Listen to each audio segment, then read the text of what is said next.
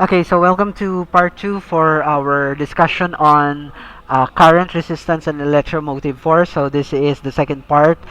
This discussion is on electrical resistance or simply resistance. Okay, so first topic in our discussion on resistance is the coding of resistors. Of course, every resistor, as we can as illustrated here, or if you are familiar with common resistors, yeah, or if you're going to open, for example, a broken transistor radio, you can see that there are resistors there, and resistors are normally color coded. So in this topic discussion, you will be presented with the with how we compute for the value of the resistor given the set of color codes engraved in the resistor. Okay, so to read the value of the value of the resistance of a given resistor, we take note of the following arrangement of colors in every given resistor. Okay, so the arrangement of resistors is that you read it from left to right, just like what we normally do when we are reading, and making sure that the larger space at the end of the resistor is on your right hand side. So that means the shorter space here is the first digit.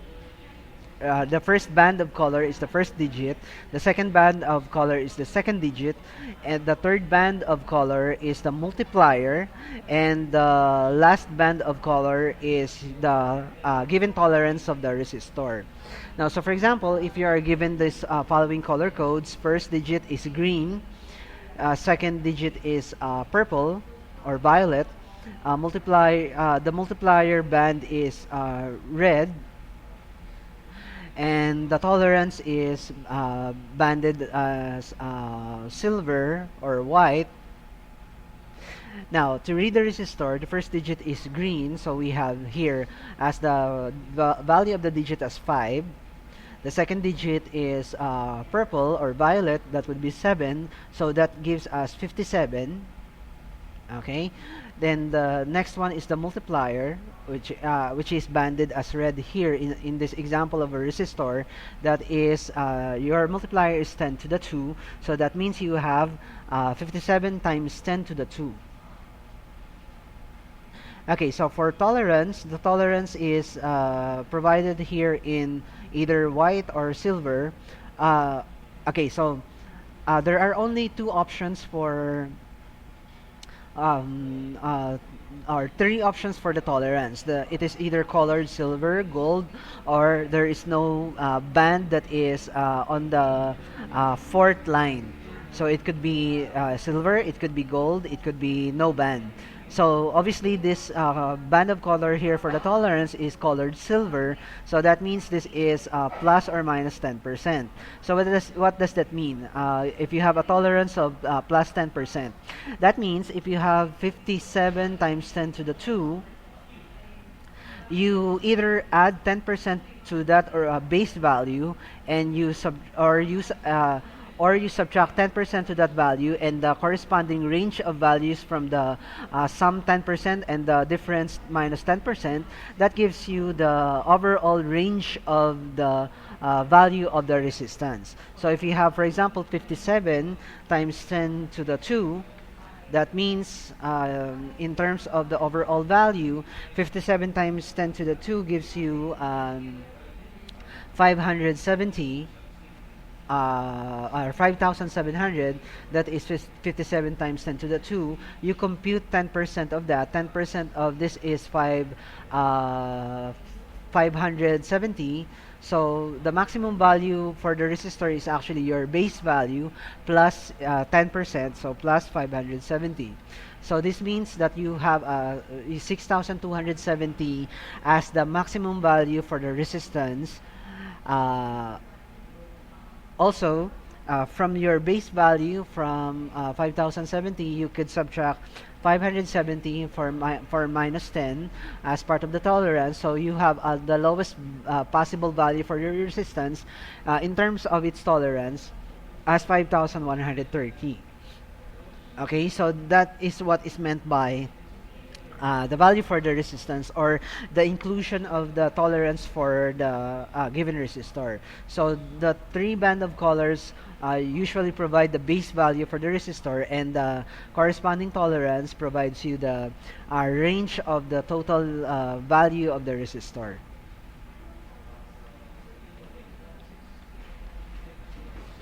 Okay, so try to compute for the following value of the resistance. You have black, you have gold, you have black, and you have gold.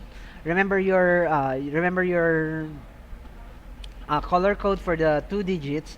You have the choices black, brown, red, orange, yellow, green, blue, violet, gray, and white. So that means this color code here is actually black, orange. This is colored orange. This is black, and your tolerance is gold. Okay, so for the second example, you have gray, red, and you have brown, and you have no band of color for the tolerance. So if you're going to compute it, you will be having plus or minus 20%. Okay, so I'll be asking you to do this as part of your exercise. Now, take note that when I ask you of doing exercises, this means that you are going to submit this through email. Your solution and your handwritten solution would be in JPEG format, so you will be submitting this through email. Okay, so let's proceed. We have now resistance versus resistivity. The word resistance is in terms of the physical quantity. Resistance is a measure of how strongly a resistor opposes the flow of current, whereas resistivity is the measure of how strongly a material opposes the flow of current. Okay, so the main difference between resistance and resistivity is that the resistance is provided by a resistor, whereas resistivity is provided by any type of material. So it could be a resistor, it could be any other material that provides resistivity. Okay, so the resistivity is denoted by the letter rho. This is the symbol for the Greek letter rho. The SI unit is ohm meter. This is the unit for resistance. This is the unit capital letter omega. So this is read as ohm, and then M is your meter. Okay, so the resistivity is the ratio of magnitude of the electric field and the current density, and mathematically this is expressed as rho is equal to the value of the electric field over J, which is our current density. From our previous discussion, or the first video lecture, we are provided with the definition of the current density. Okay, so metals and alloys have smaller resistivity simply because metals and metal alloys are normally made up of elements that has free electrons at their outer shell of their atoms, and these free electrons are easily removed from their mother atoms to be influenced by an established electric field within the conductor, so that they would be forced to flow in one direction only along the metal conductor. So this is a basic property of metals and alloys. So in terms of applications, metals and alloys are normally used as conductors, or conductors of electricity, just like copper, silver, gold, and other metals that are used for conduction or electrical conduction. Now, as compared to resistance, resistance now is denoted by R, and its units is the ohm, in honor of George Ohm. In Ohm's law, it is the ratio of the voltage to current for a particular conductor. So this is the basic relationship. R is equal to V over I. R is the ratio of the voltage provided in the given circuit over the current that is produced or flowing in that circuit. It is also related to resistivity rho of the material by the formula R is equal to rho times L over A. So in this relationship, we see that in the first form of the equation, we see that um, R is actually a constant for the ratio between V over I. It is a proportionality value that connects V with I, but uh, in there is in not there is no direct relationship between the value of the resistance and the voltage. Only that the resistance only that the voltage is influences the value of the current. So in this relationship, if we're going to express voltage in terms of the product of I times R, um, cross multiplying I to R, so the equation becomes V is equal to I times R. R is not actually directly proportional to V, but V is actually directly proportional to I. So in terms of relationship, the relationship in the given equation is simply between V and I. Between V and I and between I and R. So of course, in terms of the relationship, the greater the voltage, the greater the current. So they are actually directly proportional. Also, the equation provides relationship between I and R. In terms of the value of R, the greater the R, the smaller the current. So between R and I are inversely proportional. If you increase the value of R, you actually, in effect, decrease the value of I. Between V and R is normally in applications, the value of R does not influence the value of V. Take for example, if you're going to connect an appliance in an outlet. So, regardless of whatever appliance it is, whether it is an electrical appliance that has heating elements such as um, um, electric iron, toaster,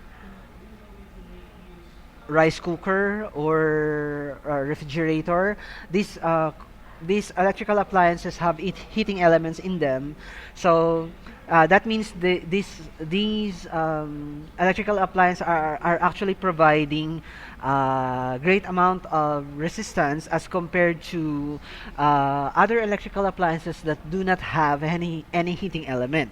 Any heating elements such as electric fans, so it does not have any heating element, although the electrical appliance also heats up basically because of the effects of the flow of electrical charges within its wires, but it doesn't necessarily have a particular heating element for its purpose, such as compared to, for example, an electrical iron. It has an it has a heating element primarily because that is its basic purpose. Its basic purpose is to heat up so that it could provide heat in order to press on clothes. Okay, so the idea here is that there are various types of electrical appliances that has different values for resistivity and resistances, but regardless of the value of the resistances, it doesn't necessarily affect the value of the voltage. So if you plug the electrical appliance to the power source in the outlet, which is providing a certain amount of voltage, it doesn't affect the voltage actually. So there is no relationship between R and V in this sense. Okay, so what only happens is the effective voltage of the um, provided by the outlet affects the flow of current through the electrical appliance for a given value of resistance. Okay, so what? But given this case, what only directly influence the value of resistance of a given material or resistivity of a given material is provided by this equation. R is equal to rho times L over A, where L and A and rho is given as the resistivity of the material, which is dependent on the type of material. So, for example, copper has a different resistivity to silver, it has a different resistivity for gold, and so on and so forth. L here is the length of the given conductor. So, for any given length of the conductor, R is directly proportional to the length. So that means if you're going to establish a flow of current for a given length of conductor, for example, 1 meter of that conductor provides resistance of at a certain value. If you provide a longer, twice the length of of that given material, for the same material, the resistance actually increases twice. Also, it is provided in this equation the relationship between R and A. A here is the cross-sectional area of the given conductor. So, in this relationship, R is inversely proportional to A. So this means the greater the size of the conductor in terms of area, the smaller the resistance. The smaller the cross-sectional area, the greater the resistance. In terms of, if we're going to express this in terms of the thickness of the wire, this means that the thinner the wire, the greater the resistance. And the larger the thickness of the wire, the lesser the resistance. So you try to imagine that you could work around with the with this relationship if you're going to play on with the values of L, A, and rho. Okay, so let's proceed to conductivity. Conductivity is simply the reciprocal of resistivity. Okay, so metals and alloys have greater conductivity simply because they have less resistivity. Okay, so conductivity is also a measure of how strongly a material conducts an electric flow. It is denoted by the Greek letter sigma, small letter sigma, and the SI unit is the inverse of ohm meters, or 1 over ohm. Okay, so the relationship of resistivity, 1 over the given resistivity gives us the conductivity. Okay, so I will not be presenting any sample problems for this portion, just like what I have asked you from the previous video lectures and the current video lecture. So I will be asking you to do this as an exercise. Okay, so further discussion on resistance. Resistance is also influenced by the temperature of the given material. Specifically, resistance and resistivity of materials varies with temperature as given by this relationship. Here, R is provided as a function of temperature. R as a function of temperature means that the value of the resistance of a given material is the resistance is influenced by the temperature of the given material. And in particular, the resistance is actually directly proportional to the temperature of the given materials. Directly proportional means that the greater the temperature of the given material, the greater the resistivity and the resistance of that material. The lesser the temperature, meaning the colder the material is, the lesser the value of the resistance. Okay, so it is provided in this material the corresponding meanings of the symbols. R of T is the function representation of the function of the resistance with respect to T. Okay, so R sub O would be the original temperature for the resistance of the at the base temperature of the material. Alpha is the temperature coefficient of resistivity, which is provided as 1 over Celsius Celsius degrees. Temperature is the temperature after the increase or the final temperature, and T sub O is the original temperature. Okay, so this is another sample problem, but this is an exercise that you will be submitting. Okay, so let's move on to the conclusion of this, the relationship between conductivity, resistivity, and temperature. The resistance of the wire always increases as the temperature of the wire increases. That means the hotter the wire, the greater its resistivity. The colder the wire, the less is its resistivity. Short, fat, cold wire is a better conductor than long, skinny, hot wire. Okay, so this ends our second session on resistance and resistivity.